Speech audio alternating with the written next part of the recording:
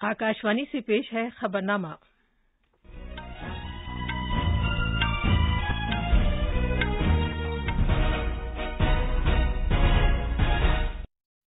आदाब। खबरनामे के साथ मैं शबाना रहमान। पहले इस वक्त की अहम खबरें। मगरबी बंगाल में असेंबली इंतखाबात के 8वें और आखिरी मरहले के लिए पोलिंग जारी है। उत्तर प्रदेश में पंचायत इंतखाबात के चौथे और आखिरी मरहले के लिए भी वोट डाले जा रहे हैं। वजीर आजम नरेंद्र मोदी ने पीएम केयर्स फंड से 1 लाख पोर्टेबल ऑक्सीजन कंसंट्रेटर की खरीदारी को मंजूरी दे दी है। 80 लाख से ज्यादा लोगों ने 1 मई से शुरू होने वाले कोविड टीकाकारी के तीसरे मरहले के लिए अपना इंदराज कराया है। मुल्क में टीकाकारी की मजमूई तादाद तकरीबन 15 करोड़ तक पहुंच गई है। जम्मू कश्मीर हुकूमत ने 11 अजला में पीर के रोज सुबह 7 बजे तक के लिए लॉकडाउन नाफिज कर दिया है। और मरकज ने जीपीएफ और दीगर गैर सरकारी पीएफ पर 7.1% की शरह सूद में कोई तब्दीली नहीं की है।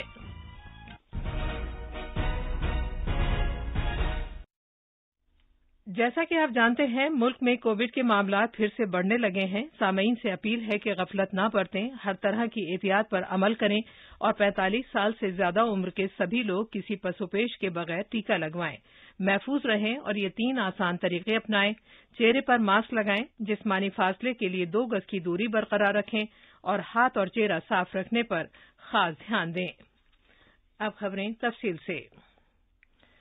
मगरबी बंगाल में असेंबली इंतखाबात के 8वें और आखिरी मरहले के लिए पोलिंग जारी है। पोलिंग जो सुबह 7 बजे शुरू हुई थी, शाम 6:30 बजे खत्म होगी।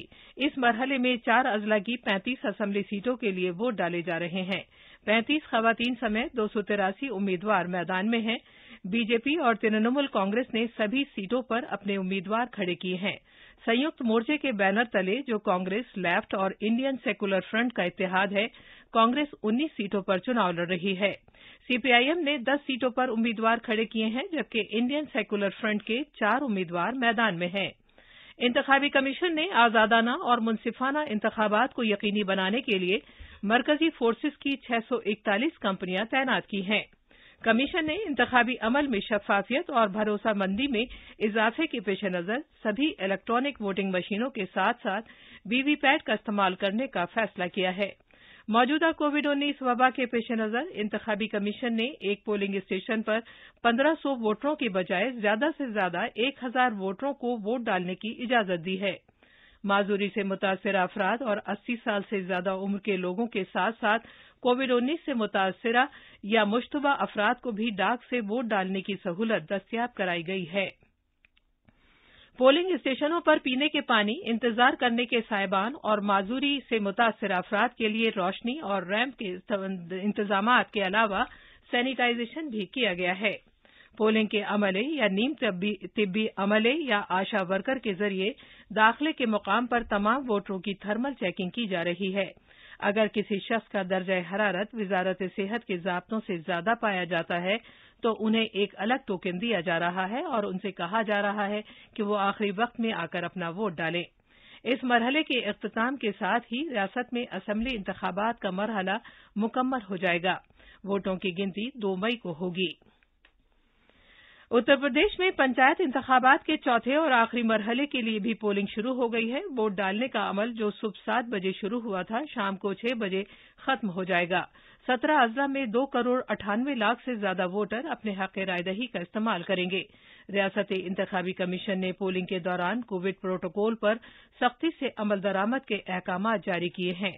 वोटरों के लिए मास्क लगाना और एक दूसरे से फासला बरकरार रखना लाजमी है। वोटों की गिनती 2 मई को होगी।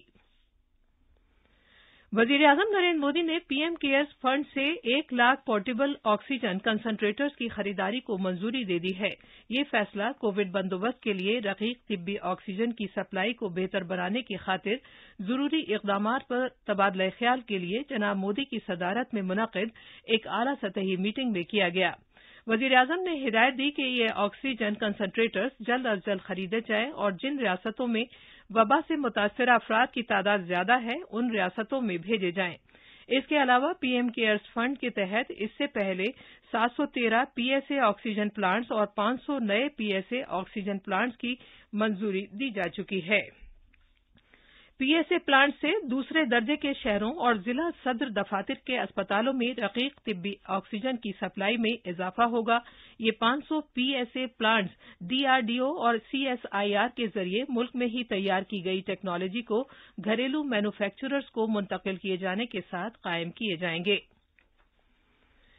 हुकूमत ने मुत्तला किया है कि 80 लाख से ज्यादा लोगों ने कोविड टीकाकारी के तीसरे मरहले के लिए अपना इंदराज कराया है। सेहत की वजारत ने कहा है कि शाम 4 बजे से 7 बजे तक पहले 4 घंटों में 80 लाख से ज्यादा लोगों ने कोविन पोर्टल पर अपना इंदराज कराया है। वजारत ने कहा है कि डिजिटल प्लेटफॉर्म तौसीशुदा अहल ग्रुपों के रजिस्ट्रेशन के पहले दिन किसी तकनीकी रुकावट के बगैर मुसलसल काम करता रहा। वजारत ने कहा है कि कोविन प्लेटफॉर्म के क्रैश होने या काम न करने से मुतालिक मीडिया की रिपोर्टें बेबुनियाद हैं। उसने कहा है कि पहले 3 घंटे के दौरान 383 मिलियन हिट्स किए गए और 1 करोड़ 45 लाख से ज्यादा एसएमएस कामयाबी से भेजे गए। पोर्टल पर 55,000 हिट्स फी सेकंड दर्ज हो रहे हैं। ये पूरी तरह मुस्तहकम है। सर्वर और दीगर पैमानों की सलाहियत में बहुत इजाफा किया गया है ताकि ये टीकाकारी के गैर मामूली पैमाने से मेल खा सके और कोविन सिस्टम शहरियों को पूरी खिदमत फराहम कर सके। 18 साल से ज्यादा उम्र के लोगों की कोविड टीकाकारी के लिए रजिस्ट्रेशन का अमल कल शुरू हो गया है। इन अफराद को अगले महीने की 1 तारीख से टीके लगाए जाएंगे जो लोग इस टीकाकारी के अहल हैं। वो CoWIN portal cowin.gov.in Aarogya Setu app और उमंग ऐप पर इंदराज करा सकते हैं। ये खबरनामा आकाशवाणी से नश्र किया जा रहा है। मुल्क भर में टीकाकारी की मजमूई तादाद लगभग 15 करोड़ के आसपास हो गई है। अब तक 14 करोड़ 98 लाख से ज्यादा वैक्सीन डोजेज दी जा चुकी हैं। इसमें 93 लाख से ज्यादा सेहत की देखभाल करने वाले वो कारकुन शामिल हैं जिन्होंने पहला टीका लगवाया है, जबकि 61 लाख से ज्यादा कारकुन दूसरा टीका भी लगवा चुके हैं। 1 करोड़ 23 लाख से ज्यादा सफ़े अव्वल के कारकुन पहला टीका लगवा चुके हैं, जबकि तकरीबन 66 लाख कारकुन दूसरा टीका लगवा चुके हैं। 45 से 60 साल तक के 5 करोड़ अफराद पहला टीका लगवा चुके हैं, जबकि इस ग्रुप के 31 लाख से ज्यादा अफराद दूसरा टीका लगवा चुके हैं। 60 साल से ज्यादा उम्र के 5 करोड़ से ज्यादा लोग पहला टीका, जबकि इस ग्रुप के 98 लाख से ज्यादा लोग दूसरा टीका भी लगवा चुके हैं। कल 20 लाख से ज्यादा वैक्सीन दी गईं। इनमें से लगभग 12 लाख फैज हासिल करने वाले पहली वैक्सीन ले चुके हैं, जबकि 8 लाख से ज्यादा मुस्तफिदीन दूसरी वैक्सीन भी ले चुके हैं। जम्मू कश्मीर हुकूमत ने 11 अजला में 84 घंटे का लॉकडाउन नाफिज करने का फैसला किया है। ये लॉकडाउन आज शाम 7 बजे से शुरू होगा और पीर की सुबह 7 बजे तक जारी रहेगा। जम्मू कश्मीर में कोविड-19 वबाई सूरत हाल में खौफनाक इजाफे के पेश नजर मरकजी खिते के 11 अजला के जिला मजिस्ट्रेटों ने आज शाम 7 बजे से 3 मई सुबह 7 बजे तक 84 घंटे का मुकम्मल लॉकडाउन का ऐलान किया है। जो अजला लॉकडाउन के तहत रहेंगे उनमें जम्मू खिते के जम्मू, कठुआ, रियासी, उधमपुर और वायदे कश्मीर के श्रीनगर, गांदरबल, बारामूला, बडगाम, पुलवामा, कुलगाम और अनंतनाग अजला शामिल हैं। ताहम जरूरी खदमात को लॉकडाउन की पाबंदियों से छूट दी जाएगी। दरियासना कोविड मामलों में जम्मू कश्मीर में पिछले 24 घंटों के दौरान 3023 ताजा मामलों के अलावा 30 अफराद की हलाकतें भी दर्ज की गई हैं। उर्दू खबरनामे के लिए श्रीनगर से मैं सुनील कोल। मध्य प्रदेश हुकूमत ने रियासत में जारी कोरोना कर्फ्यू में 7 मई तक की तौसी कर दी है ताकि कोविड-19 को फैलने से रोका जा सके। कोरोना कर्फ्यू फिलहाल भोपाल, इंदौर और दूसरे अहम शहरों समेत रियासत के कई जिलों में 3 मई तक जारी है। रियासती वजीर दाखिला डॉक्टर नरोत्तम मिश्रा ने मुत्तला किया है कि वजीर आला ने अपने काबीनी अरकान के साथ रियासत में कोविड की सूरत हाल का जायजा लेने के लिए मुनक्किद एक मीटिंग में ये फैसला किया। वजीर दाखिला डॉक्टर नरोत्तम मिश्रा ने बताया कि कोरोना की चेन को खत्म करने के लिए कोरोना कर्फ्यू को 7 मई तक करने का फैसला वजीर आला ने कबीना मीटिंग के दौरान लिया है। कोरोना कर्फ्यू को सख्ती से अमल में लाया जाएगा। डॉक्टर मिश्रा ने कहा है कि कोरोना इन्फेक्शन कंट्रोल हुआ है, इसके मुसब्बत नताइज सामने आने लगे हैं। रिकवरी रेट में इजाफा हुआ है। ज़ैरे इलाज मरीजों की तादाद के हिसाब से रियासत अब 11वें नंबर पर है। खबरनामे के लिए भोपाल से पूजा पी वर्धन। गुजरात में 18 साल से ज्यादा उम्र के लोगों की टीकाकारी के लिए ऑनलाइन रजिस्ट्रेशन का अमल कल से शुरू हो गया।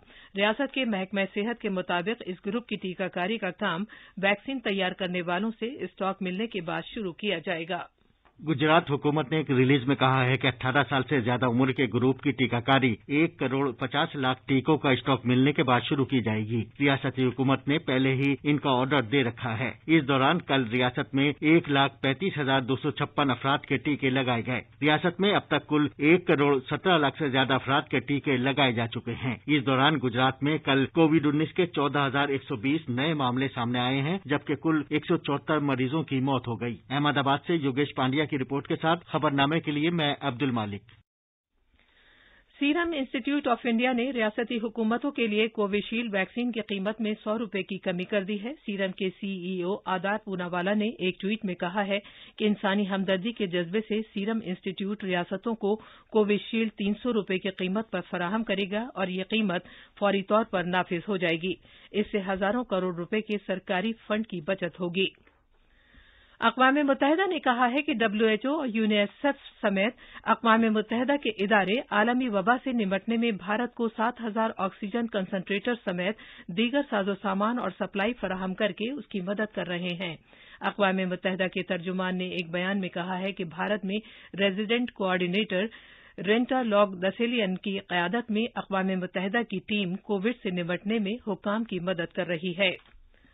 भारत में तैयार की गई कोविड-19 की वैक्सीन कोवैक्सीन वायरस के डबल म्यूटेंट या 617 किस्म के लिए भी मुअस्सर पाई गई है। ये बात व्हाइट हाउस के चीफ मेडिकल एडवाइजर और अमरीका के वबाई अमराज के माहिर डॉक्टर एंथोनी फॉकी ने कही है। तिब्बी तहकीक की भारतीय काउंसिल ICMR के इस ऐलान के कुछ दिन बाद उनका बयान सामने आया है कि कोवैक्सीन डबल म्यूटेंट के लिए बहुत मुफीद है।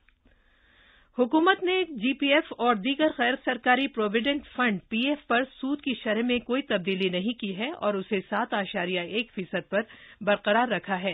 इक़्तिसादी उमूर के महकमे ने कहा है कि जनरल प्रोविडेंट फंड GPF और दीगर स्पेशल डिपॉजिट स्कीम पर 7.1% की शरह सूद का इतलाक रवा माली साल की अप्रैल ता जून सहमाही तक के लिए होगा। हुकूमत ने GPF और दीगर गैर सरकारी प्रोविडेंट फंड और ग्रेच्युटी फंड पर 7.1% की शरह सूद को जूं का तूं रखने का फैसला किया है।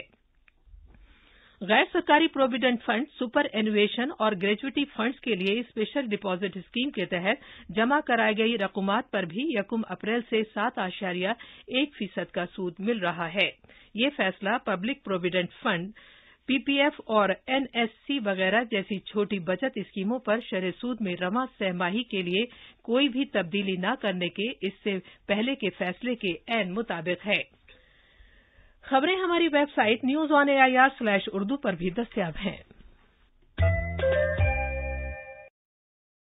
अब अखबारात के आईने के साथ हैं अब्दुल मालिक। शुक्रिया शबाना।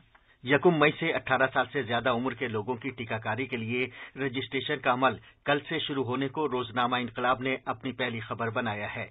अखबार के मुताबिक पहले ही दिन 80 लाख लोगों ने कोविन पर कराया रजिस्ट्रेशन। राष्ट्रीय सहारा ने वजीर-ए-आजम नरेंद्र मोदी के जरिए 1 लाख ऑक्सीजन कंसंट्रेटर्स की खरीदारी को मंजूरी दिए जाने की खबर को नुमायां तौर पर शाया किया है। फजाइया की कोशिशों को रफ्तार देने की जरूरत, वजीर-ए-आजम नरेंद्र मोदी के इस बयान को रोजनामा प्रताप, अखबार मशरिक और इनकलाब ने बड़ी खबर बनाया है। अखबार के मुताबिक वजीर-ए-आजम ने कोविड वबा के दौरान सामान की नकलो हमल में भारतीय फजाइया की कोशिशों को ज्यादा रफ्तार और सलामती के साथ बड़े पैमाने पर करने की जरूरत का इज़हार किया।